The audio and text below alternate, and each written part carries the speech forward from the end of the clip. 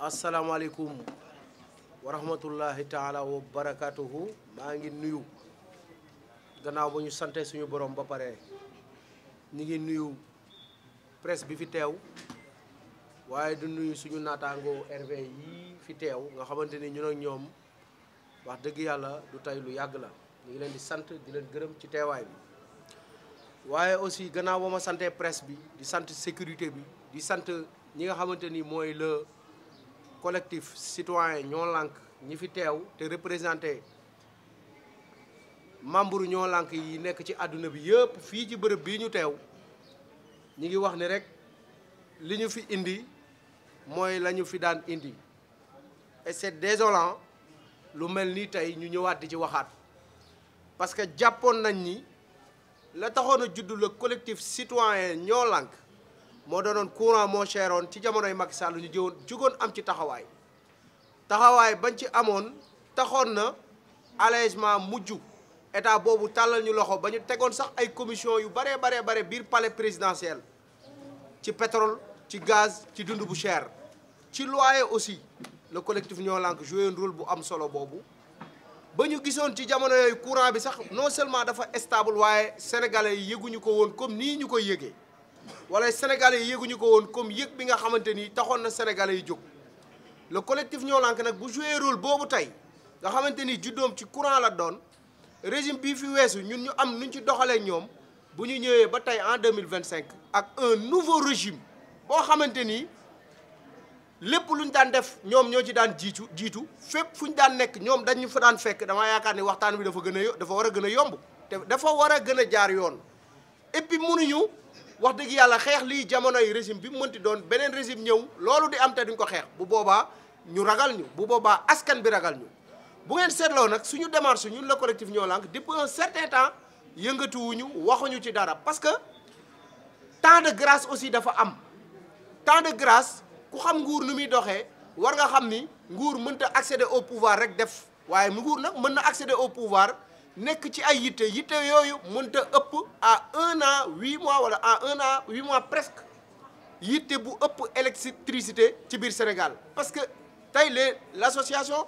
des boutiquiers détaillants ku leen gën a jege askan wi amul parce que ku ci nekk ci ñun consommateur nga il faut ñu rappeler loolu vous les journalistes courant bi da leen a laal policier bi courant bi cher bi da koo laal jaaykatu gerte jaaf bi courant bu cher bi da koo laal képp kuy citoyen consommateur nga même les ministres même ñi nga xamante ni tey ñooy ay DG même ñi nga xamante ni tey ñooy chauffeurs yi képp kuy sénégalais courant bi laal na la tey courant boobu nag bu la laalee bu boutiquier yi nga xamante ni ñoo yor wàllum dund yi ne bu chéré ci ñoom day répercuté wu ci li ñuy jaay waxuma la boutiquier yi mais les boulangers aussi kon courant lu am solo la parce que non seulement courant bu yàqoo bu ñu xoolee dund bi dana gën a yokku waaye lu mel ni mburu day gën a yokk parce que c'est évident parce que courant moom moo koy defal élément bu amee solo noonu nag buñ ci tolloo ñu gis askan tey suñu jug des milliers de sénégalais interpellé ñu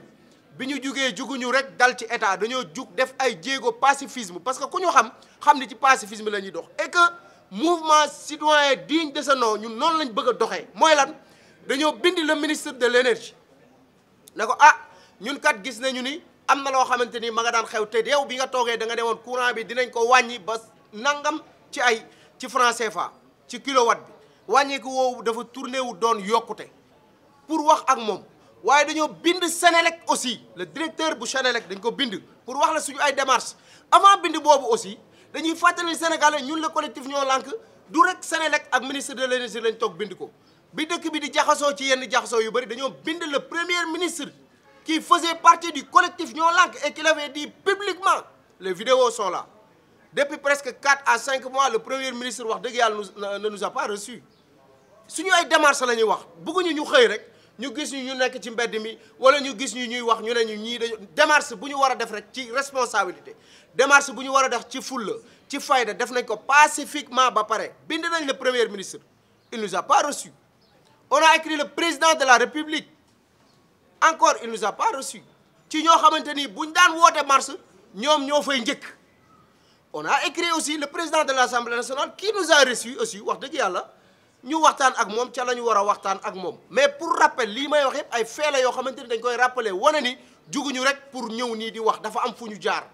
bind nañ le ministre de l'énergie waaye bind nañ aussi directeur bu Senelec bind yooyu nag ñu leen bind dafa am loo xamante ni da koo wëndu li ko wënd mooy actuellement Sénégal ku ne courant bi diisul ci yow da ngaa xamul lu xew les Sénégalais en souffrent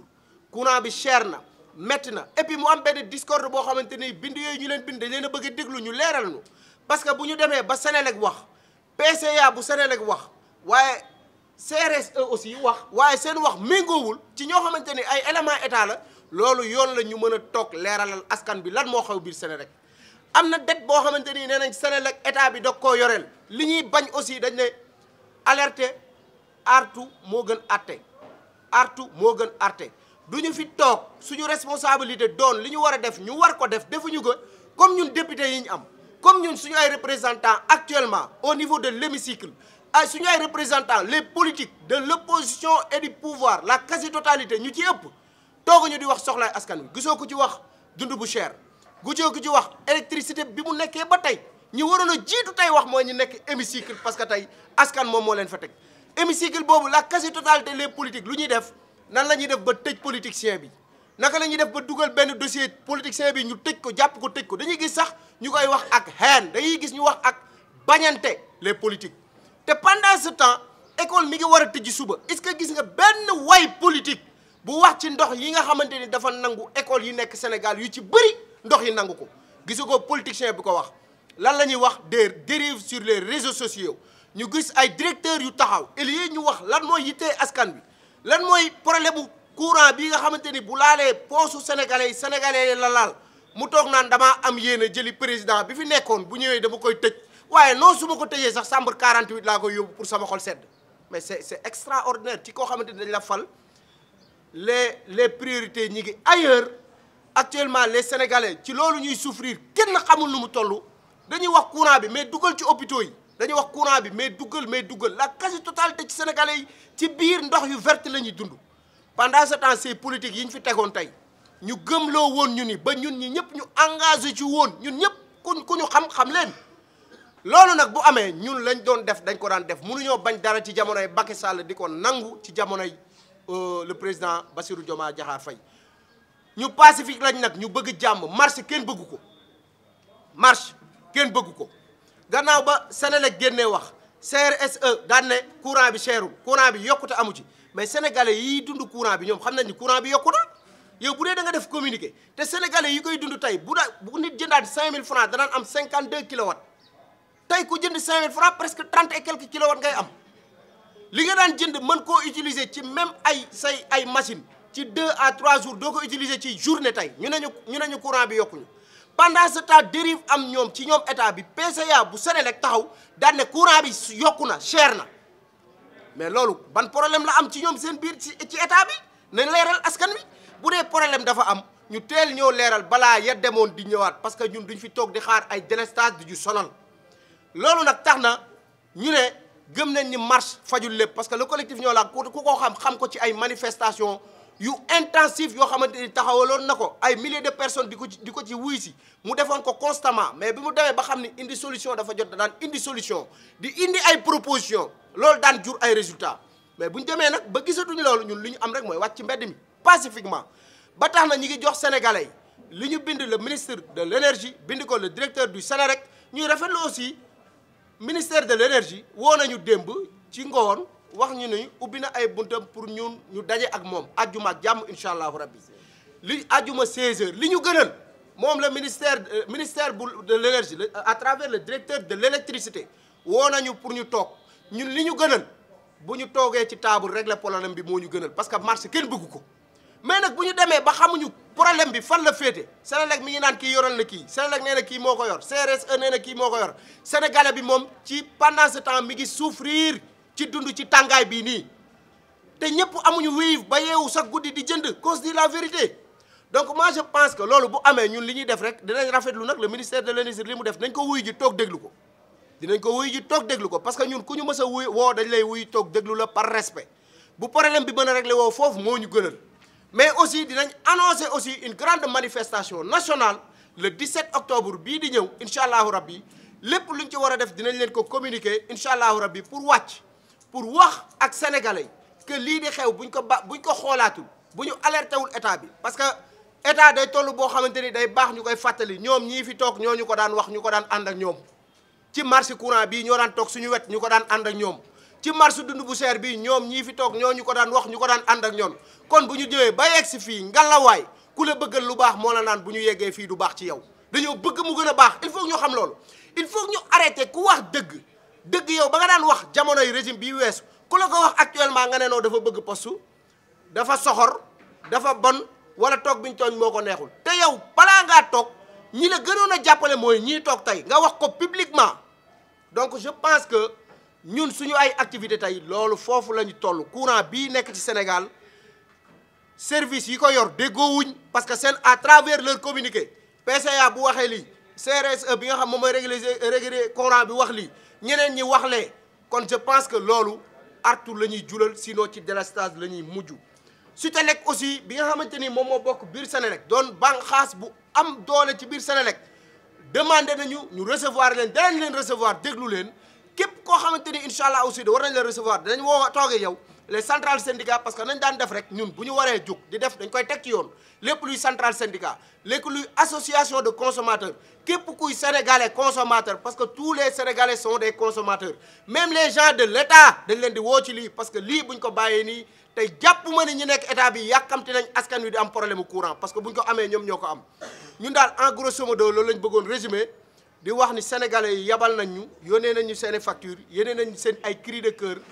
pendant tout benn temps boo xamante ni ñun bi ñu toogee li ñu jëkk a def mooy dem ci autorité compétent bi nga xam ne moo yor loolu bind ko pour toog ak moom waxtaan ak moom waaye bi ñu accéléré di ñu ko wax boobu ba tey nag ñu jug pour daal di passer à l' action bi nag le 17 la wax nañ ko waaye ñoom ñi ñuy woo ñoom état bi bu dee dañoo toog ak ñoom solution am ci dañoo bëgg a wax ni loolu moo ñu gënal en grosso modo daal pour résumer moi je pense que en wolof loolu moo doonoon li nga xamante ni moom mooy suñu woote bi encore une fois le collectif Ñoo Lank mi ngi sant sénégalais yépp ci confiance bi ñu nga xamante ni jagleel nañ ñu ko ba di ñu indi seen i problème di ñu wax seen i problème ñu ngi leen ciy sant di leen ci gërëm di ñaan yàlla aussi problème bi balaa semaine bee jeex sax yàlla na réglé wu parce que ñun lu réglé wu rek lañ bëgg bëgguñu coow bëgguñu leneen ñi ngi sant ñëpp di gërëm ñëpp wasalaamaaleykum wa rahmatullahi taala wa barakaatu. di ngi jégalu bu baax ci retard bi ñu am waaye di leen jaajëfal bu baax yéen taskatu xabaar yi ak patience bi ngeen am donc ñu ngi jégalu bu baax a baax ci retard bi ñu am waaye fi ñuy tàmbalee rek mooy fa ñu tàmbalee woon mu njëkk ku ne xam ne Ñoo Lank lan moo taxoon mu tudd ku ne xam na ne courant bu cher moo indi woon Ñoo Lank kon tey dañuy delluwaat buum ca mooy ga rek tey lu ñu regretté la lu ñu métti la trop ndaxte waroon nañoo dépassé fii ndax xeex boo xam ne yaa ngi koy xeex ay at boo ñëwaatee di ko xeexaat bu métti lay doon waaye bu ñu découragé bu ñu tàyyi parce que gis nañ ne instant bii nii ménage yëpp sonn nañu ñëpp a ngi jooy ñëpp bu ñu bankee suñuy loxo wala ñu noppi ci day mel ne complice lañu looloo waral ñu xëyaat duggaat ci dëkk bi def ay jéego yu ñu war a def incha allahu rabbi bu samay naataango ñëwee dañ ci xuus bu baax a baax ci li nga xamante ne moom la ñu commencé def boobu ba léegi nii balaa may sori damay jël Boubacar Ba mi nga xamante ne moo fi représenté fédération des boutiquiers détaillants pour mu ñëw wax impact bi nga xamante ne cherté courant bi mi ngi leen di sonal di fàttali nag ne ñoom aussi membre lañ ci biir Ñoo Lank parce que Ñoo Lank citoyen yaa ngi fi politique yaa ngi fi ku nekk mi ngi fi li leen soxal rek mooy ne Sénégal jëm kanam te def naa loolu miin ngeen ko ci ñun incha allah Boubacar mën nga ñëw bu ñu paree ci Boubacar dinañ jox Mouhamed mu dem ci wàllum nasaraan après ñu jox le coordinateur Moutala Seck mu tëj ci kàllaamay wolof.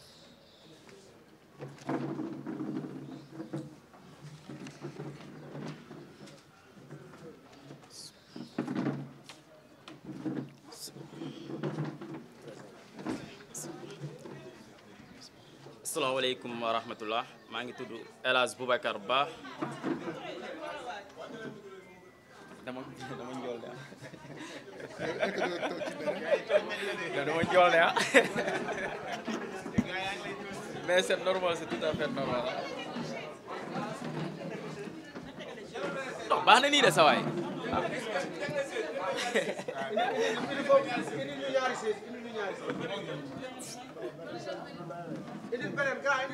non baax na nii ñu indiwaat beneen sax mu ne ci kaw ko ayca ça marche maintenant voilà léegi maa sut ñëpp ah.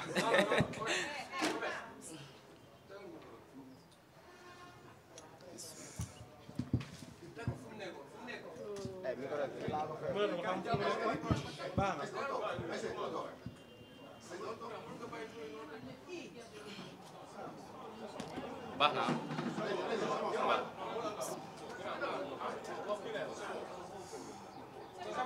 ok waaw asalaamaaleykum mbooloo mi maa ngi leen di nuyu di leen ziare bu baax maa ngi tudd El Hadj Boubacar Ba bokk ci collectif Ñoo Lank nekk aussi président FNBM fédération nationale des boutiquiers pour la modernisation di rafetlu aussi taxawaay collectif Ñoo Lank parce que dund gu bu seeree aussi dañuy wax courant bi bu seeree tamit day impacté ñun jaaykat yi tey lu ñu concerné rawatina ñun petite et moyenne entreprise yi gis nañ courant bi moom seer na seer boo xam ne dëgg fa yàlla foo ko natt weesu na fa waaye rawatina bàyyiwul boulanger yi bàyyiwul ñun boutiquier yi bàyyiwul sax ba maire ki nga xam ne day defar jus di ko jaay tey ji ñoom sax seen liggéey demeetul noonu ndax oyofal bi courant bi nu mu seeree waaye ñun ñi nga xamante ne gis na état du Sénégal mu ngi fexe di wàññi prix yi mais wàññi prix yi rek waru si yam bu wàññee prix yi ba pare courant bi yokk ala kuli al prix yi tamit day yokk donte duñu rafetlu prix yi buy yokk waaye gis na ñoom créé nañ ay 1000 volontaires lu baax la mais nañu fee ut solution si courant bi nga xam ne tey jii mu ngi ñuy sonal ñun commerçant yi parce que 1 mois 2 mois si ginnaaw ñu ngi doon ay factures yi 40 000 ba 50 000 bu seeree ba seer tey jii mois bu ñu génnee nii ñu ngi recevoir ay factures yoo xam ne ay 200 000 150 000 boo jëndee 10 000 ku jëndoon 3 000 lu mu doon am léegi boo dugalee 10 000 même ku jëndee 3 000 ngay am te ñun ñi nga xamante ne tey jii suñuy compteur commercial lañ yor je pense que état bi tamit ni muy subventionné les importateurs pour dund gi mën a wàññeeku mën nañ faire aussi xool ñun tamit les petites moyennes entreprises mun ñu subventionné si courant bi bu fekkee mënuñu si jóg jël si ay solution nu mu gën a gaawee sinon bu noree continuer nii ragal nan dund bi tamit dina delluwaat fu mu nekkoon donte fu mu toll ni état mu ngi góorgóorlu am na yoo xam te ne fexe na maîtriser certains prix yi nga xam te ne ñoo fi nekk lu mel ni sukkar diwlin ceeb mais bu noree continuer nii ñaanuñu ko yàlla courant bi bu arrêté wul tey jii vraiment lii moom métti na commerçant yi ñu ngi koy ñaawlu ñu ngi koy dénoncé baax baax ñu ne duñu xëy rek dara di yokku dañuy teel a wax d'abord di alerter di informer l'état du Sénégal na jóg fee xool li lan mooy problème woyofal bi courant bi lii laa am lu ma doon wax xam naa coordinateur dina am yaatal bu soobee suñu borom. Asalaamaaleykum, bonjour à tous. Merci beaucoup de vous être déplacés pour couvrir cette conférence de presse du collectif Ñoo Lank. Je suis Seydina Mohamedou Malal Diallo, secrétaire général du collectif Ñoo Lank. Et je suis chargé pour ce jour de vous lire la déclaration version française du collectif à l'occasion de cette conférence de presse à laquelle vous êtes conviés. Le collectif Ñoo Lank prend la parole pour alerter l'opinion publique nationale et internationale sur la cherté insupportable de l'électricité et les conditions de vie des ménages qui accablent les Sénégalais. Depuis plusieurs semaines, les populations se plaignaient d'une explosion inexpliquée de leurs factures de compte Woyofal qui se vident à une vitesse fulgurante et d'un coût de l'énergie devenu insoutenable. Dans les foyers, les marchés, les garages ou les petits ateliers, le même cri résonne. Courant bi woyoful. Et pourtant, face à ce désarroi collectif, les autorités se réfugient dans des communiqués stériles. D'un côté, la Sénélec nie toute hausse des tarifs. Et de l'autre, la CRSE affirme qu'aucune modification officielle n'a été opérée depuis décembre 2023. Mais le peuple, lui, vit une réalité bien différente. Les factures augmentent sans explication et la pauvreté s'aggrave. L'aveu récent du PCA de la Sénélec, en l'occurrence M. Habib Sy, selon lequel les populations ont raison et que la cherté du courant est bien réelle, vient confirmer ce que Ñoo Lank dénonce depuis des semaines. Les citoyens ne mentent pas, ils souffrent. Ils subissent le poids d'un système énergétique opaque, déséquilibré et profondément injuste. Dans le cadre de notre démarche citoyenne, le collectif Ñoo Lank avait adressé une correspondance officielle au ministre de l'Énergie, du Pétrole et des Mines, ainsi que le directeur général de la Senelec, pour demander des explications claires sur la hausse déjà constatée, discuter des mesures qui sont envisagées par l'État et la Senelec, mais aussi envisager des réformes structurelles qui permettront quand même que cette situation ne soit plus à l'ordre du jour au Sénégal.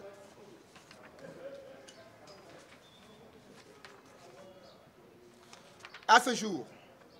aucune réponse n'a été reçue de la part de la Senelec, malgré la situation qui s'aggrave.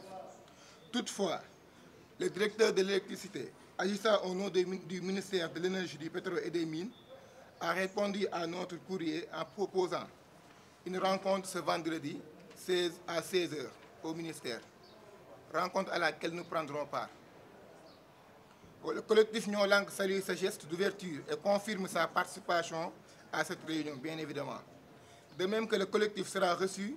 par le syndicat unique des travailleurs de l'électricité du Sénégal, Sutelec, et son secrétaire général, afin d'échanger directement avec les travailleurs du secteur sur leurs constats et leurs propositions.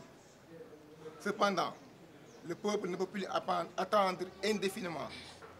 S'il n'y a aucune évolution significative et considérable cette semaine, Ñoo Lank engagera une grande manifestation pacifique nationale le vendredi 17 octobre 2025 pour exiger la vérité, la transparence et la baisse effective des tarifs de l'électricité. Nous rappelons que l'électricité est un bien vital, pas un luxe réservé à quelques-uns. Elle conditionne beaucoup de besoins élémentaires. Le peuple est fatigué, le peuple est épuisé, mais le peuple ne cédera pas. Ñoo Lank restera mobilisé, déterminé et fidèle à sa mission, défendre la justice sociale, la souveraineté populaire et le droit du peuple sénégalais à une vie digne. Courant bi woyoful, la lumière appartient au peuple. Merci beaucoup.